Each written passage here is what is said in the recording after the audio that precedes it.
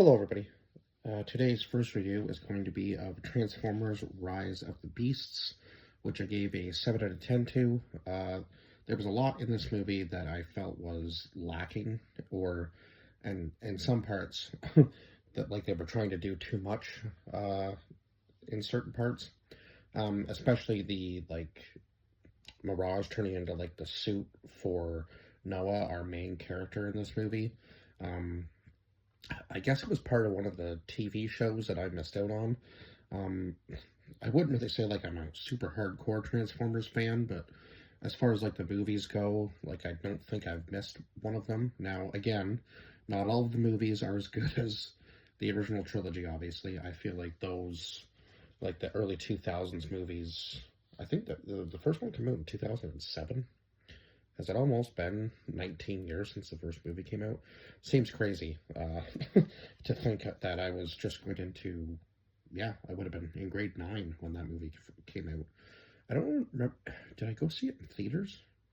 It's been a while, so yeah, almost, yeah, because I would have been 14, maybe even 13 when that movie came out, because I believe it was before my birthday. So yeah, crazy to think that the first Transformers movie was maybe even before I was even in high school. It might have come out like the summer before I entered grade 9, if I remember correctly. I have to look at the release date, but yeah, I know it was in 2007. So in this one, we have I guess we're kind of going like back in time to uh, this transwarp key that is basically stopping Unicron from entering Earth. Um, and then it shows the. I guess it show no. I guess it was stopping Unicron from going to the planet that these um, Maximals were on in the beginning, right? And then they escape their planet once. I guess Scourge catches up with them. That was it. That was it, right? They escape their planet with the transwarp key before Scourge is able to catch them. Now we find out later on in the film the transwarp key actually has two pieces. So I'm not sure if he was going to be able to get both pieces in the beginning of the movie or whether he was only going to have one. Um, I guess I guess maybe they separated them once they got to Earth, and eventually, obviously, you can only run for so long before someone's going to find you, especially somebody with the power of Unicron. And he was able to find them eventually on Earth, and unfortunately, it was due to the, I guess, kind of like the curiosity of humans, really, is what ended up setting the beam off that only the Transformers can see and humans cannot. So kind of an interesting concept, but um, we'll get more into the story, I guess, after I go over the cast list because it is a crazy casting list. So we had Anthony Ramos as Noah Diaz, Dominique Fishback as Elena Wallace, Luna Lauren as Brianna Diaz, Dean Scott Vasquez as Chris Diaz, Toby Nagui as Reek, Peter Cullen, of course, voicing Optimus Prime. I'm not sure if this will be the last film he voices Optimus Prime in or not, but I believe he did. I believe he did state that he's done voicing Optimus Prime. So, kind of crazy to think that such an iconic voice who's done the voice for so long, right from the TV show um, up until now, I guess. It's going to be hard to see anybody else really doing that voice. To be honest, I'm not really sure if there's a new Transformers movie in the works. Obviously, other than Transformers One, which was a phenomenal film too. Um, I think probably a little bit better than this one. Uh, but yeah, it was just interesting to see Optimus voiced by somebody else. Obviously, he's much younger in the Transformers One film than he is in this. But yeah, it's just gonna be weird to get used to somebody else voicing somebody when it's been one person for so long, right? And then we had Ron Perlman as Optimus Primal, Peter Dinklage as Scourge, Michelle Yeoh as Airazor, Peter Davidson as Mirage, Lisa Koshy as Arcee, John DiMaggio as Transit and Stratosphere. So there were a few people that actually voiced more than one Transformer, like either on the good side or the bad side. And then we had David Sobolov as Rhinox, Battletrap, and Applequink, or I guess Apelink, yeah. So I think Apelink was the one that was at the very beginning, right? And he was the first one that, if I'm not mistaken, he was the very first one that Scourge killed. So it was almost like similar to Optimus Primal, kind of like the same build, like the gorilla type character, and it kind of reminded me of King Kong, like the 2005 King Kong movie, some of the movements and stuff. It was kind of cool to see. And then we had Makala, I guess Michaela, Makala. What am I thinking? I don't know. I guess I had that written down horribly. Michaela J. Rodriguez as Nightbird, Coleman Domingo as Unicron, Cristo Fernandez as Wheeljack, and Tongai Crisara as Cheetor. So yeah, there were a lot of Transformers on the good side and the bad side, and obviously we had like the Autobots and I guess the Terracons and the Maximals.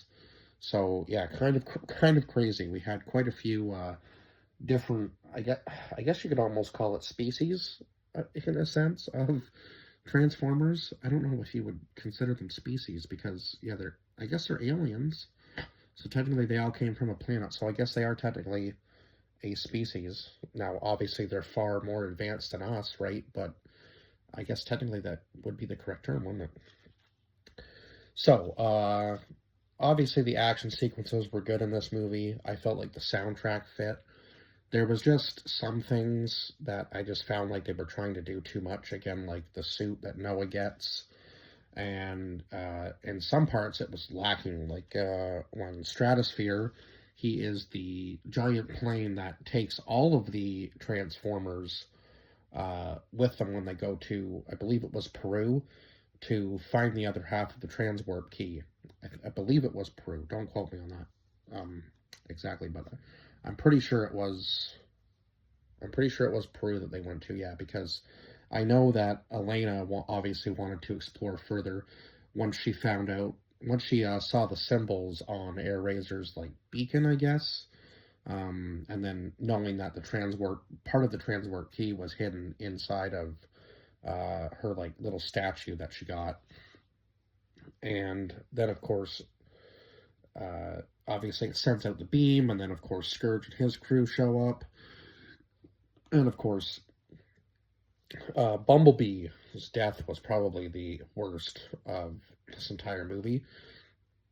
Of course, I was like, it seems like it's a little too easy to kill him off right away. And when they get to Peru, they were able to. I guess the Earth was like rich with raw energon, so eventually the raw energon came to. I can't remember exactly how it was that it came to life, but it was yeah something happened there, and the raw energon powered up enough to save Bumblebee, and then him and Stratosphere come into the battle at the very end. And I was like, okay, they could have used Stratosphere here to actually battle, because he's like, I don't know how to explain it. Like, not that all of the Transformers are big, right? But he was like probably about 3 to 4 times the size of any of them. Uh, like, it would have been like pretty much all of them stacked up to even make his size. Like they would have had to fuse together, in order to be the same size as Stratosphere. So I thought it was kind of crazy that they didn't use him in the battle, because I feel like he could have done some serious damage. Now, I do understand that he was older, and it seemed like he might have been falling apart. But at the same time, obviously, if he's been around that long and he's still not dead, he could have probably contributed a lot more to the battle. Now, I will say him dropping off Bumblebee and watching Bumblebee go into like full, war mode was pretty cool. But yeah, they were. I feel like that was just like one of the things that was lacking is that some of the Transformers got used a lot more than the other ones, and it was like, okay, well, everybody's in this battle, so why are some doing more than others? Um, Especially when it seems like in this movie it was almost like nobody was really, you know, particularly like a main character, if you know what I mean, besides Noah. Um, Obviously on the human side, but I guess we have like our main Autobots, right? Like Bumblebee and Optimus seem to get more screen time than anybody else, even though, and I will say again, that Optimus Prime, at least in the live action movies, seems to kind of be like, I don't know what it is with him, and like as soon as he like is under any type of pressure, he seems to just like perform better. Like I remember in Transformers 2, I think it was what that scene where he's in the forest and he's being attacked by two Decepticons. Like it just seems like that's the kind of like he just works better under pressure. Like when he's almost about to be killed is when he fights the best. It's weird. At any other time, it seems like he just kind of like lackadaisical about what's going on. And he even like jokes with Optimus Primal about one kill being his. And I was like, well, you're working together, guys, here. So, it's supposed to be like one team in order to find the code to shut down the transwarp key before the portal can open so that Unicron isn't obviously able to enter Earth. Now, he does do a pretty significant amount of damage to, uh, I guess, that part of Earth before they're able to shut everything down because yeah, the battle lasted probably like the last about 20-30 minutes of the movie, and then it seems like everything just kind of gets sucked back up through the portal into the movie, and all that time the Scourge seemingly to have like such a hard time with them. Optimus takes care of him pretty easily at the end of the movie, which kind of seemed funny. Now I know he'd obviously been through quite a few battles. He fought off Mirage at that point, and then of course he had his little battle there with Noah and that suit, and then of course he had to fight Optimus and him at the same time, and then I guess everybody else kind of starts coming in or whatever, and yeah, it makes a mess of things. But yeah, I felt like maybe they were doing a little bit too much with that whole battle scene at the end, and yeah, there was a lot of stuff that was missing. And I will say that the ending scene with Noah, where it was like, everybody knows who he is, sort of thing, and they're trying to set him up for some team. I'm like, are they going to set him up like with a team of like with the Transformers? Like that would be kind of cool, but no, it's GI Joe. And I know that obviously both things are owned by Mattel, but I was kind of like, I don't know if combining these two uh, franchises is going to do any favors for anybody. And again, I haven't heard anything about another Transformers movie or GI Joe movie since Snake Eyes, so I'm not really sure that would work. The GI Joe's working with the Transformers. I don't know if there's ever been an instance where they worked together in the past. Not that I remember anyway. Again, like I said, I'm not like really deep into the Transformers world, so maybe they have worked together in the past before, but I would say that for a live action movie, I don't know if that's really going to work because those universes just seem so far apart and the storylines just seem so very different that I would almost think it would be like kind of like you'd have the problem of like two films and one trying to connect together. And I just feel like that probably really wouldn't work. But I guess maybe we'll see if it does. If there is another Transformers movie in the works, I've obviously heard rumors of like Shia LaBeouf and Megan Fox coming back in another Transformers movie, but I haven't looked it up on IMDb to see if there's any real truth to it yet. So maybe I'll have to go and do that after I record these couple reviews. But I can't imagine that really working that well with GI Joe and Transformers together. But maybe there's a way to do it, but I just can't see it. Was there anything else that I really wanted to talk about here? I pretty much covered everything. Oh, it was cool. I guess there was one more thing. The actor who played, or Anthony Ramos, who played Noah, did do all his own stunts, and I think that just goes to show you how dedicated he was to this film. And I don't know if he was the only one that did their own stunts, but I kind of feel like when one actor does it, it kind of brings the rest of the crew or the rest of the actors into, kind of perform the same way. And I feel like that's, we don't see that very often in films today. A lot of actors seem to have like the stunt doubles, and nothing wrong with that. There's nothing wrong with that. I get it. When you're, worth a lot of money, obviously you don't want to be hurting yourself and putting yourself out for a long period of time if you're trying to make film after film. I understand that concept, and kudos to the stunt guys that want to take on that risk, because it could end your career. Obviously, as a stuntman isn't short, but probably is pretty fun and glorious, right? But yeah, being your own stuntman has to have its own, kind of like adrenaline rush, and I would imagine it would be pretty fun to be doing your own stunts too. So I have to give kudos to him, because I do know that he did a lot of his own stunts. Not sure if he did them all, but I know that he did a fair amount of them. So yeah, I think that's it. I think I've covered everything I wanted to for this film. 7 out of 10 if I didn't already say that, and I will see you guys in the next review. Bye bye for now.